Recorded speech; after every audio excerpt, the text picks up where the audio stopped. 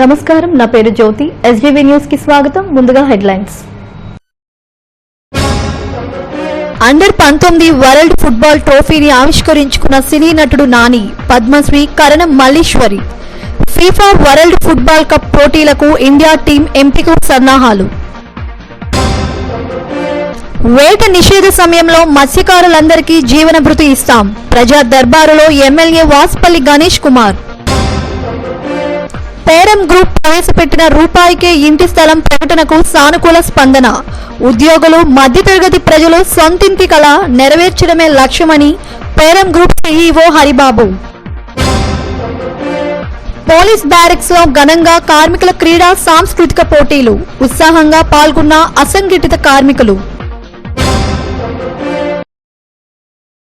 Under 19 FIFA world football championship కు భారతదేశం వేదికైంది.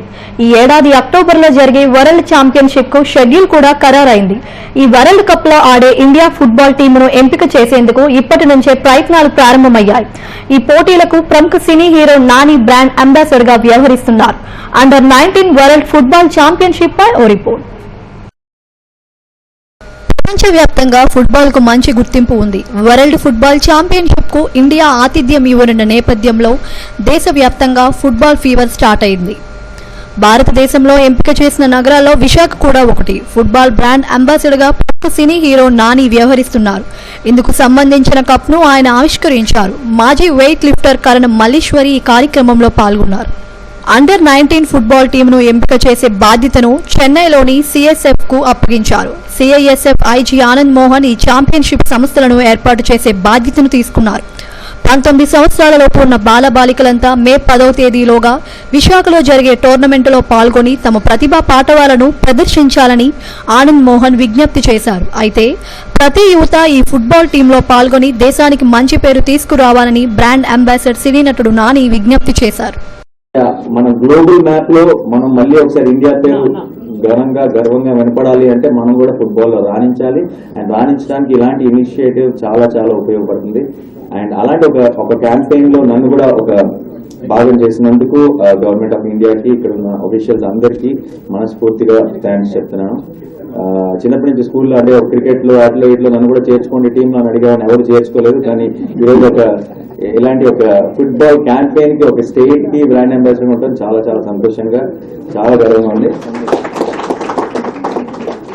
అంటే మామూలుగా మనీ తీసుకొని ఏవో ప్రోడక్ట్లు అమ్ముతుంటారు, దానికంటే దీంట్లో ఎక్కువ సాటిస్ఫాక్షన్ ఉంది. ఒక మంచి కాజ్ కోసం, ఒక పర్పస్ కోసం బ్రాండ్ అంబాసిడర్ గా ఉండటంలో ఒక తెలియని ఒక ఆనందం ఉంది. అండ్ రేపొద్దున ఫ్యూచర్ లో ఫుట్బాల్ కనుక అనుకున్న స్థాయిలో, మన పిఎం గారు అనుకున్న స్థాయిలో ఎదిగి మనం కూడా ప్రపంచంలో ఉన్న డిఫరెంట్ కంట్రీస్ కి మనం కూడా ఒక ఛాలెంజ్, ఒక పోటీని క్రియేట్ చేయగలిగిన రోజు, అందులో ఎక్కడో ఒక మూల ఒక చిన్న పార్ట్ మనం కూడా అని చాలా గర్వంగా చెప్పుకోవచ్చు. నేను మాత్రమే కాదు, ఇక్కడ ఉన్న వాళ్ళందరూ. అండ్ క్రీడల పట్ల విద్యార్థుల్లో ఆసక్తిని పెంచాల్సిన అవసరం ఎంతైనా ఉందని మాజీ వెయిట్ లిఫ్టర్ కరణం మల్లీశ్వరి అన్నారు. విద్యార్థులు గ్రౌండ్కు వెళ్లి ఆడే తీరిక లేకపోవడమే ఇందుకు కారణమని, తల్లిదండ్రుల బాధ్యత తీసుకోవాలని సూచించారు. ఇప్పుడు నార్మల్ గా మనం చూస్తుంటే గ్రౌండ్స్ చాలా మిస్ అవుతున్నాయి. స్కూల్స్ లో కూడా స్పోర్ట్స్ పీరియడ్ చాలా తక్కువగా ఉంది. దానివల్ల ప్రాబ్లమ్స్ ఏమొస్తున్నాయి అంటే పిల్లల్లో డిసిజన్ తీసుకోవటం కానీ, మెంటల్ టఫ్నెస్ కానీ, డిసిప్లిన్ కానీ, వీటికి అన్నిటికీ చాలా లోపాలు వస్తున్నాయి. పిల్లలు స్పోర్ట్స్ లో ఇంట్రెస్ట్ పెరగాలి అంటే తల్లిదండ్రుల సపోర్ట్ కూడా కావాలి. ఇప్పుడు ప్రస్తుతానికి నేను చూస్తున్న పిల్లల ప్రాబ్లమ్స్ ఏంటంటే వీడియో గేమ్స్ అని చెప్పి, మొబైల్ అని, వాట్సాప్ అని, ట్విట్టర్ అని, కంప్యూటర్స్ ముందు నుంచి లెగవట్లేదు. అసలు గ్రౌండ్ దాకా వెళ్ళే టైం వాళ్ళకి లేదు, మనం కల్పించలేకపోతున్నాం. ఒక స్పోర్ట్స్ లో ఎంటర్ అయిన తర్వాత వీటి అన్నిటికీ సపోర్టివ్ గా మెంటల్ టెన్షన్ కానీ, ఫిట్నెస్ కానీ, డిసిప్లిన్ కానీ అన్నీ తోడవుతాయి. ఈ కార్యక్రమంలో జిల్లా collector Praveen Kumar, football association అధ్యక్షుడు వేణుగోపాల్ తదితరులు పాల్గొన్నారు. పరిహారం పంపిణీ విషయంలో సొసైటీలకే అధిక ప్రాధాన్యం ఇస్తామని దక్షిణ నియోజకవర్గం ఎమ్మెల్యే వాసుపల్లి గణేష్ కుమార్ తెలిపారు. ఫిషింగ్ హార్బర్లో ఆయన ప్రజా దర్బారును నిర్వహించారు. సముద్రపు వేట నిషేధ సమయంలో మత్స్యకారులకు ఇచ్చే జీవన భృతి ఖచ్చితంగా అందేలా చర్యలు చేపడతామని చెప్పారు. అలాగే అనాథరైజ్డ్ సొసైటీలకు పరిహారం అందదని స్పష్టం చేశారు. మత్స్యకారులు కూడా సొసైటీలుగా ఏర్పడాలని కోరారు. దొండపర్తిలో 296 జీవో ప్రకారం దరఖాస్తు చేసుకున్న వారందరికీ ఇళ్ల పట్టాలు ఇచ్చేందుకు ఏర్పాట్లు చేస్తున్నట్లు చెప్పారు. 96 జీవోలో ఒక 28 రెగ్యులరేషన్ పెడితే అదే సర్వే నంబర్లో గతంలో ఎవరో ఒక చిన్న కంప్లైంట్ వాళ్ళకు సర్వే నెంబర్ అనగానే కొన్ని ఎకరాలు ఉంటుంది, కొన్ని లేదంటే స్క్వేర్ యార్డ్స్ ఎక్కువగా ఉంటుంది. ఈ 28 పట్టాలకి లింక్ అక్కడ పెట్టి ఎంఆర్ఓ గారు అది ఆపారని చెప్పి వస్తే ఇమీడియట్గా ఆర్డీఓ గారితో మాట్లాడిన వెంటనే అది కాస్త పరిష్కారం జరిగింది. వాళ్ళు కూడా చాలా ఆనందపడ్డారు. దాని రిపోర్ట్స్ కూడా తీసుకుంటాను. ఒకవేళ అది ఇంకా పరిష్కారం కాకపోతే మేము వెళ్తాం స్వయంగా. అలాగనే ముఖ్యంగా ఫిషరీస్ సంబంధించినవి అయితే చాలా ఇష్యూస్ని టేకప్ చేశాము. ఎప్పుడు కూడా లేని విధంగా అక్కడ వర్క్ని చేస్తున్నాము. గతంలో సబ్సిడీ కనీసం 3-4 సంవత్సరాలు కంటిన్యూస్గా వచ్చేది కాదు, కానీ ఈరోజు అప్డేటెడ్గా ఉన్నాం. ప్రతి బోటుకి కూడా సబ్సిడీ ఇచ్చామన్నమాట. కానీ గతంలో తెలంగాణ ఆంధ్రప్రదేశ్ ప్రభుత్వం కలిసి ఉండేటప్పుడు ఒక 6 నెలల సబ్సిడీ రానిది మాత్రం అది ఇంకా పెండింగ్ ఉంది. అది మా ప్రభుత్వంలోంచి కాదు, అయినా కానీ దాన్ని కూడా టేకప్ చేస్తున్నాము. అది తెలంగాణ ప్రభుత్వం నుంచి రప్పించాలి కాబట్టి దాని మీద కూడా పరిష్కారం అందిస్తాము. రూపాయికే ఇంటి స్థలం ఇస్తామంటూ పేరం రియల్ ఎస్టేట్ సంస్థ ప్రకటించడంతో స్థానికుల స్పందన లభిస్తోంది. 75% బ్యాంకు రుణం, 25% ఈఎంఐ పద్ధతిలో చెల్లించుకునే విధానం ఏర్పాటు చేశారు. ఉద్యోగులు, మధ్యతరగతి ప్రజలు సొంతింటి కల నెరవేర్చడమే తమ లక్ష్యం అంటున్న పేరం గ్రూప్ సీఈఓ హరిబాబుతో మా bureau chief Chittibabu face to face. Visakha real estate రంగంలో ఒక చరిత్ర సృష్టించినటువంటి పేరం గ్రూప్ అధినేత హరిబాబు గారు మనతో ఉన్నారు. 1 రూపీకే ప్లాట్ రిజర్వ్ చేస్తానన్నటువంటి ఒక సంచలనాత్మక నిర్ణయం తీసుకున్నారు. ఈ నిర్ణయంలో వెనుక ఎటువంటి వ్యాపారం ఉన్నది మనం తెలుసుకుందాం. చెప్పండి సార్, ఈ 1 రూపీకే రిజిస్ట్రేషన్ అనేది ఎలా సాధ్యపడుతుంది? 1 రూపీకి రిజిస్ట్రేషన్ అంటే ప్లాట్ 1 రూపీకి వస్తుందని కాదు, కానీ 100% లోన్. అంటే ఇప్పుడు వరకు మా దగ్గర కొన్న కస్టమర్ దేవుళ్ళు అందరూ కూడా సరే ఒక 10 లక్షల రూపాయలు ప్లాట్ కాస్ట్ అంటే 7.5 లక్షల బ్యాంక్ లోన్ వచ్చేది. 25% అంటే 2.5 లక్షల రూపాయలు వాళ్ళు సొంత డబ్బులు ఇచ్చేవారు. ఆ సొంత డబ్బులు ఇచ్చేదానికి వారి దగ్గర 1,50,000 తగ్గినా లేకపోయినా మంత్లీలో కట్టుకుంటే బాగుండు అనే ఉద్దేశం ఉండే వ్యక్తులందరూ కూడా సరే ఇప్పుడు ఈ అవకాశాన్ని ఉపయోగించుకోవచ్చు. ఆ 2.5 లక్షలు మాకు 12 నెలల్లో వాయిదా పద్ధతిలో చెల్లించవచ్చు, లేదా మాది ఇంకొక కంపెనీ ఉంది, ఆ కంపెనీ నుంచి మేము ఫండింగ్ చేస్తాం. కాబట్టి 100% లోన్. ఫర్ ఎగ్జాంపుల్ 10 లక్షల రూపాయలు సైట్ కొంటే 10 లక్షల రూపాయలు లోన్గా ఇవ్వడం జరుగుతుంది. కానీ ఖాళీగా వచ్చి రిజిస్టర్ చేసుకొని పోకూడదనే ఉద్దేశంతో 1 రూపీ కాన్సెప్ట్ పెట్టాం. ఆ 1 రూపీ తెచ్చి వారి సైట్ వారు రిజిస్టర్ చేసుకొని వెళ్ళొచ్చు. కాకపోతే కండిషన్స్ అప్లై అండ్ సిబిల్లో కానీ వారి ఇన్కమ్ ట్యాక్స్ యాంగిల్లో కానీ ఉద్యోగ రీత్యా ఉండాలా. ఇక్కడ ఎంప్లాయ్మెంట్ సెక్టర్ ఎక్కువ ఉంది. ఎవరైనా దాచుకోవాలనే దానికన్నా ఈఎంఐ కట్టేదాన్ని ప్రిపేర్ చేస్తున్నారు. కాబట్టి వీరందరికీ సౌలభ్యం కోసం మేము ఈ పద్ధతి పెట్టాం. ఇది చాలా రెస్పాన్స్ వస్తుంది. ఆడవారి దగ్గర నుంచి అయితే, లేడీస్ దగ్గర నుంచి అయితే మాత్రం ఊహించిన దానికన్నా ఎక్కువ వస్తూ ఉంది. 1 రూపీకే ప్లాట్ అనే దాంట్లో కొంత అపోహ ఉందండి. అంటే ఇదేదో కొంచెం తిరకాసుగా ఉన్నట్టు కనిపిస్తుంది. దాన్ని ఎలా క్లారిఫై చేయగలుగుతారు? 1 రూపీ కంటే ఒక కస్టమర్ మా దగ్గరకు వచ్చినప్పుడు మా సైట్ 200 గజాలు కొంటారంటే రేటు 5,000 రూపాయలు ఉంటే 10 లక్షల రూపాయలు సైట్ అవుతుంది. ఈ 10 లక్షల రూపాయల్లో 7.5 లక్షలు వారికి బ్యాంక్ లోన్ వస్తుంది. ఆ లోన్ కూడా మేమే అరేంజ్ చేస్తాం. కానీ వారు డాక్యుమెంట్స్ దానికి సపోర్ట్ చేయాలి. ఇంకా 2.5 లక్షలు వచ్చి మేము వేరే కంపెనీ నుంచి వారికి పర్సనల్ లోన్గా కానీ వేరే లోన్ రూపంలో 12 ఇన్స్టాల్మెంట్లుగా ఇవ్వడం జరుగుతుంది. అంటే అందరూ ఇప్పటి వరకు ఈఎంఐ అంటే డబ్బులు కట్టిన తర్వాత రిజిస్ట్రేషన్ చేసుకుంటున్నారు. మేము ఈ రోజే రిజిస్ట్రేషన్ చేస్తాం, తర్వాత డబ్బు కట్టించుకుంటాం. 12 నెలల్లో ఈ 25% కట్టించుకుంటాం. 75% మాత్రం ఈఎంఐ 1 ఇయర్ నుంచి 25 ఇయర్స్ లోపల వారి ఏజ్కి వారికి సంబంధించినటువంటి డాక్యుమెంట్స్ మేరకు వారి ఎలిజిబిలిటీ మేరకు బ్యాంకుకి కట్టుకోవాలి. వాళ్ళు విశాఖపట్నంలో మనకి ఎన్ని బ్రాంచెస్ ఉన్నాయంటే ఆ బ్రాంచ్లో వీటికి అప్లై చేసేటటువంటి దానికి అప్లై చేసుకోవాలి. మనకు ఉన్నటువంటి వెంచర్లలో విశాఖపట్నంలో 10 వెంచర్లు ఉన్నాయి. ఈ 10 వెంచర్లో 2 వెంచర్లకు మాత్రమే దీన్ని పెట్టాం. లహరి అనే ఒక వెంచరు, వర్ణ అనే ఒక వెంచరు. ఈ 2 వెంచర్లకు మాత్రమే ఈ సౌలభ్యం పెట్టాం. మిగతా వెంచర్లు అన్ని మామూలు పద్ధతిలో జరుగుతాయి. ఈ 2 కూడా ఎందుకు అంటే ఒకటి లో కాస్ట్, ఒకటి హై కాస్ట్. చాలా అద్భుతంగా ఉంటుంది. ముఖ్యంగా ఇది ఎంప్లాయ్మెంట్ సెక్టార్ కోసం పెట్టాం. దీంట్లో అపోహలు ఎవరెన్ని చెప్పిన అపోహలు పడద్దు.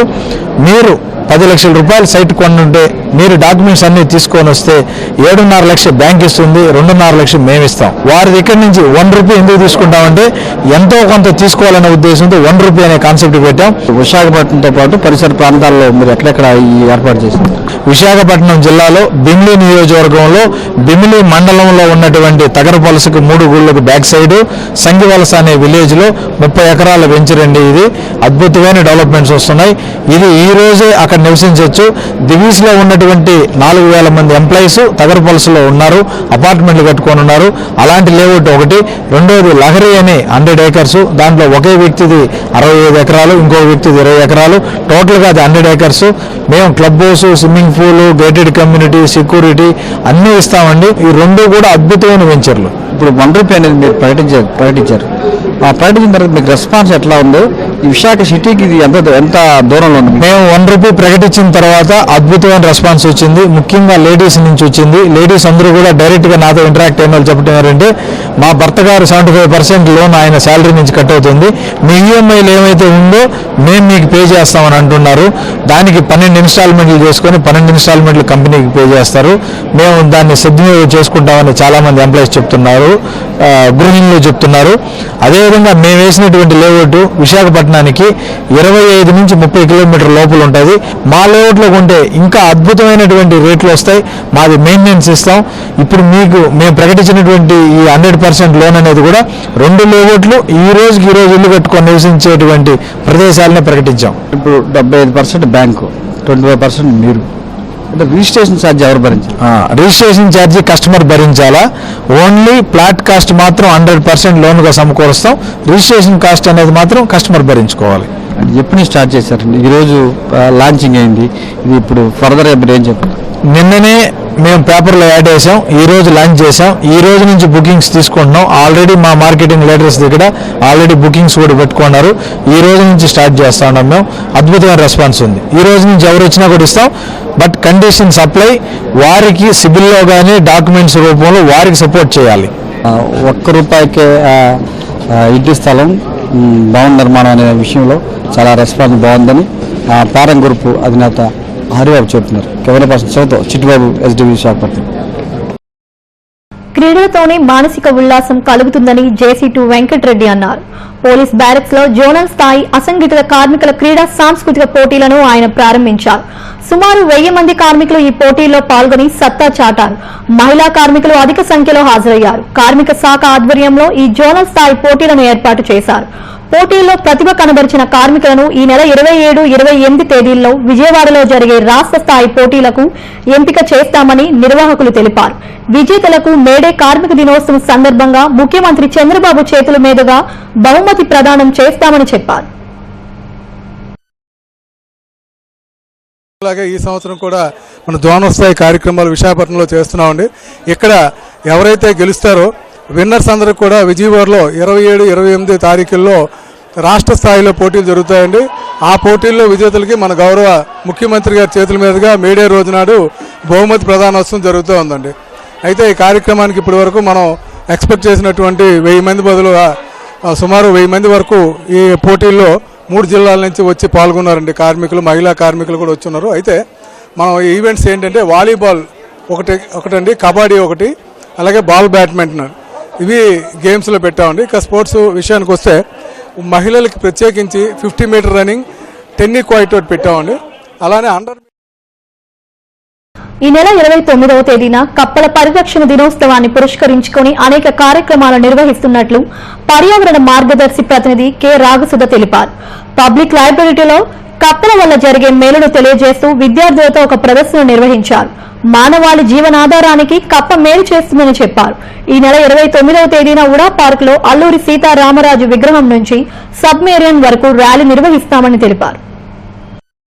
కప్పలు వాటర్ వేస్ట్ ని క్లీన్ చేస్తాయి. వాటిలో ఉన్న ఆల్గా లార్వాను తినేయడం ద్వారా మంచినీటిని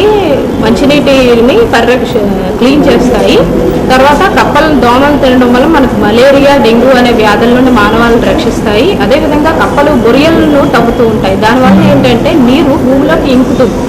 దానివల్ల చిత్తడి నేలను కాపాడుకోవచ్చు. అంటే వెట్లాండ్స్ రైతులకు చాలా ఉపయోగపడుతుంది దీనివల్ల. అదేవిధంగా పంటల మీద ఉండే క్రిమి కీటకాలను తినేయడం ద్వారా రైతులకు ఎన్నో రకాలుగా ఉపయోగపడుతూ ఉంటుంది. మలేరియా నివారణ దినోత్సవం సందర్భంగా పెందుర్తి ప్రభుత్వ ఆరోగ్య కేంద్రం ఆధ్వర్యంలో అవగాహన ర్యాలీ నిర్వహించారు. పారామెడికల్ సిబ్బంది మలేరియా దరి చేరకుండా తీసుకోవాల్సిన జాగ్రత్తలను ప్రజలకు వివరించారు. ఈ సందర్భంగా డాక్టర్ ఫణీందర్ మాట్లాడుతూ 2030 నాటికి దేశంలో అంచెలంచెలుగా మలేరియా రహితంగా చేయడమే లక్ష్యంగా పేర్కొన్నారు. ప్రతి ఇంట్లో నీరు నిల్వ లేకుండా జాగ్రత్తలు తీసుకోవాలని, వారానికి ఒకసారి డ్రై డే పాటించాలని సూచించారు. ఈ కార్యక్రమంలో డాక్టర్ సుధాకర్, పిట్టా రామారావు తదితరులు పాల్గొన్నారు. చుట్టుపక్కల దోమలు పెరగడానికి ఉపయోగకరే కొంచెం మురుగునీరు అది స్టాక్ ఉండటం, దానివల్ల ఏంటంటే కొంచెం మలేరియా వస్తూ ఉంది ఇప్పటికీ. అదిగాక మలేరియా వస్తున్నది కూడా ఇప్పుడు కొంచెం రెసిస్టెంట్ ఆర్గానిజం వస్తుంది. మనంటే రెగ్యులర్గా వాడే మందులకు తగ్గకుండా కొంచెం సివియర్ ఫామ్లో రావటం, దానివల్ల ఏంటంటే మనం ఇంకా మలేరియాని పూర్తిగా. పేద ముస్లింల పిల్లలను చదివించేందుకు తాను ముందుంటానని దక్షిణ ఎమ్మెల్యే వాసుపల్లి గణేష్ కుమార్ అన్నారు. జీవీఎంసీ 26వ వార్డ్ బౌడ్రా రోడ్లో ఉన్న మసీదులో ఏర్పాటు చేసిన విద్యుత్ ట్రాన్స్ఫార్మర్ను ఆయన ప్రారంభించారు. మసీదులకు విద్యుత్ సమస్య ఉంటే తన దృష్టికి తీసుకురావాలని సూచించారు.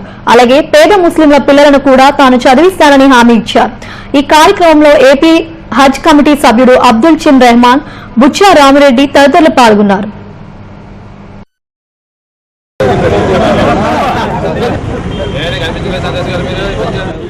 మొన్న 33వ వార్డులోని అక్కడ మాస్క్ మసీద్ వాళ్ళేమో నియోజకవర్గం వేరే అయినా సరే వాళ్ళేమో నన్ను అప్రోచ్ అయ్యారు. నేను జిల్లా ప్రెసిడెంట్ కాబట్టి వాళ్ళు 33 లక్షలు పై ఫ్లోర్ శాంక్షన్ చేయించాం. అలాగే మీరు కూడా ఎవరైనా సరే మసీదులు ఏవైనా సరే ఫ్లోర్లు నిర్మాణం చేస్తామంటే తప్పకుండా చేయిస్తాము. ఏ చెప్పినా సరే చేసే బాధ్యత మాదని చెప్పేసి, అలాగే పేద ముస్లిం పిల్లలు ఎవరైనా ఉంటే నాకు అప్పచెప్పని నేను చదివిస్తాను.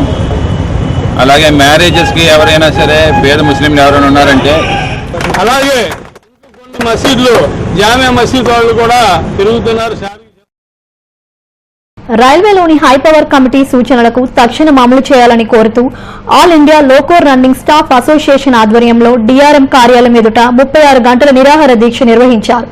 అసోసియేషన్ దేశవ్యాప్తంగా ఇచ్చిన పిలుపు మేరకు ఈ కార్యక్రమాన్ని చేపట్టారు. హైపవర్ కమిటీ నివేదికలో రన్నింగ్ సిబ్బందికి పని గంటల కుదింపు, 40 గంటల వారాంతపు విశ్రాంతిని ఖచ్చితంగా అమలు చేయాలని డిమాండ్ చేశారు. అలాగే నూతన పింఛన్ విధానాన్ని రద్దు చేసిన పాత విధానాన్ని కొనసాగించాలని డిమాండ్ చేశారు. న్యాయమైన డిమాండ్ల సాధన కోసం ఈ ఆందోళన నిర్వహిస్తున్నట్లు డివిజనల్ కార్యదర్శి ఏ బోలేనాథ్ తెలిపారు. పరిస్థితి కాబట్టి అటువంటి నిర్ణయాన్ని క్యాన్సిల్ చేసి ఏదైనా ప్రమాదం జరిగితే ప్రమాద తీవ్రతను బట్టి దాని తలకు పనిష్మెంట్ ఇవ్వమని చెప్పి కమిటీలు నిర్ణయించి అటువంటి సిస్టమ్ ఇంప్లిమెంట్ చేయమని, రైల్వేలో ఇంప్లిమెంట్ చేయమని చెప్పి మేము రిక్వెస్ట్ చేస్తున్నాము. అదేవిధంగా 7వ వేతన సంఘం సిఫార్సు మేరకు ఆర్థిక కమిటీ 14.29% పెంపుదల వర్తింపు చేయాలని ఉంది. కానీ రైల్వేలో మాకు ఆ వర్తింపు ఇంకా పెంపుదల చేయలేదు. అపరిష్కృతంగా ఉన్న తమ సమస్యలు పరిష్కరించాలని కోరుతూ బీఎస్ఎన్ఎల్ ఉద్యోగులు డాబా గార్డెన్లో సంస్థ కార్యాలయం ఎదుట ధర్నా నిర్వహించారు. వేతనాలు, పదోన్నతులు, ఇతర సమస్యల పరిష్కారం కోసం దేశవ్యాప్తంగా ఇచ్చిన పిలుపు మేరకు విశాఖలో కూడా ధర్నా నిర్వహించారు. దశల వారీగా తమ పోరాటాన్ని కొనసాగిస్తామని జేఏసీ నాయకుడు సత్యప్రసాద్ తెలిపారు.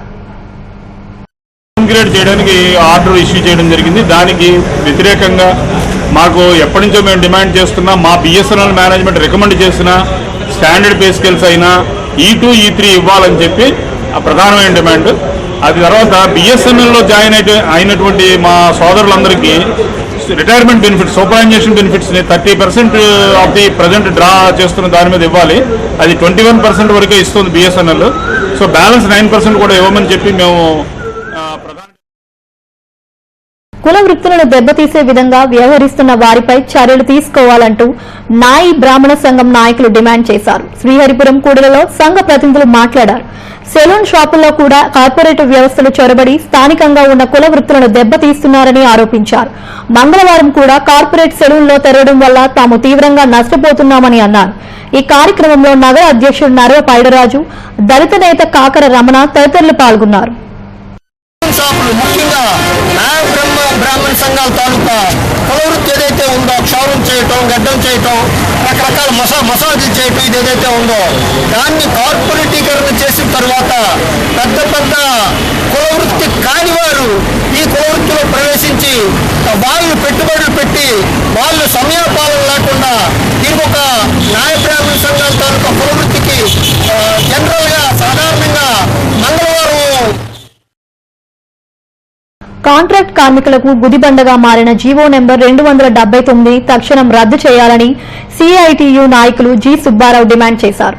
గాజువాకలో ఆయన మీడియాతో మాట్లాడారు. ప్రభుత్వం విడుదల చేసిన జీవోతో రాష్ట్ర వ్యాప్తంగా పనిచేస్తున్న అసంఘటిత రంగ కార్మికులను తీవ్రంగా నష్టం ఏర్పడుతుందన్నారు.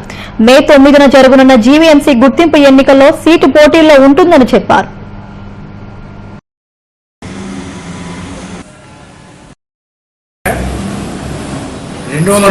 జీవోని అమలు చేయడానికి వీల్లేదని, దాన్ని రద్దు చేయాలని నిరసిస్తూ కాంట్రాక్ట్ కార్మికులు, పర్మనెంట్ ఉద్యోగులు సంయుక్తంగా ధర్నా అనేది నిర్వహించడం జరుగుతాం. రాష్ట్రంలో ఉన్న అన్ని ట్రేడ్ యూనియన్లు కూడా దాన్ని సమైక్యంగా పిలుచుకోవడం జరిగింది.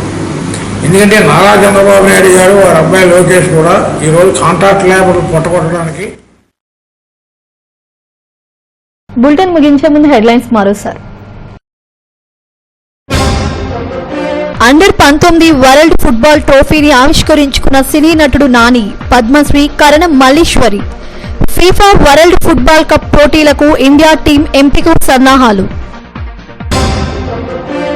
వేట నిషేధ సమయంలో మత్స్యకారులందరికీ జీవన భృతి ఇస్తాం. ప్రజా దర్బారులో ఎమ్మెల్యే వాసుపల్లి గణేష్ కుమార్. పేరం గ్రూప్ ప్రవేశపెట్టిన రూపాయికే ఇంటి స్థలం ప్రకటనకు సానుకూల స్పందన. ఉద్యోగులు, మధ్యతరగతి ప్రజలు సొంతింటి కల నెరవేర్చడమే లక్ష్యమని Peram group CEO Haribabu. Police barracks లో ఘనంగా కార్మికుల క్రీడా సాంస్కృతిక పోటీలు. ఉత్సాహంగా పాల్గొన్న అసంఘటిత కార్మికులు. ఇవి ఇప్పటి వరకు ఉన్న అప్డేట్స్. మరిన్ని అప్డేట్స్ కోసం చూస్తూనే ఉండండి SDV న్యూస్.